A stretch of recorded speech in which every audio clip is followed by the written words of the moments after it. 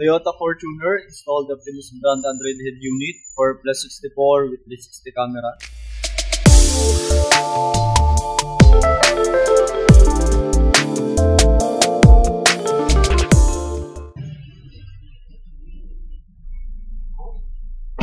Optimus brand Android head unit, 2K screen resolution, Apple CarPlay and Android Auto wireless.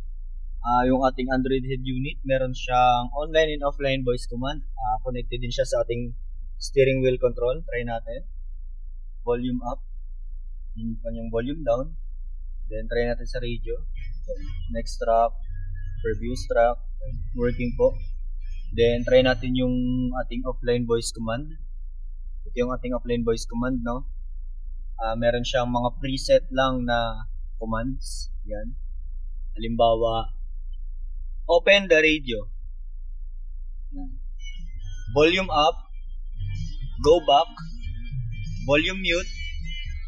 Unmute. Yan. Then, i-off lang natin siya pag hindi natin gagamitin. Yung ating Android head unit, meron din siyang online voice command under ni Google Assistant. Yung ating online voice command, pwede ka magbigay ng specific voice command, no? Halimbawa, gusto mong pumunta sa ganitong route, basta under siya ni Google application, pwede ka magbigay ng specific voice command.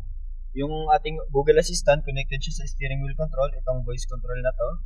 Halimbawa, I want to go SM Grand Central. So, siya na yung kukuha ng route through Google Maps.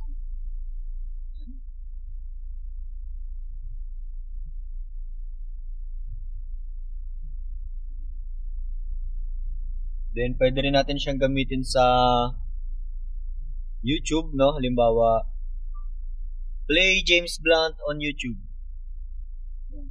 Siya na yung kukuha ng playlist ni James Blunt sa YouTube. Yan, James Blunt. Then, try ulit natin siya.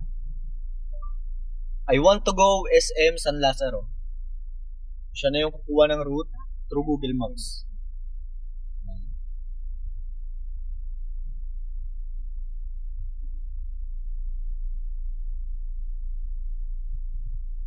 Yan. Yung ating 360 camera, meron din siyang auto-trigger na tinatawag within 20 kph below. Meron siyang auto-trigger, halimbawa nag-left signal light ka, right signal light, hazard, dalawang side siya. Then priority niya sa trigger yung reverse natin. Yan. Accurate din yung ating mga line. Then, yung ating Android unit, meron siyang split screen na tinatawag, no? Halimbawa, YouTube and Waze gusto mong i-open ng sabay.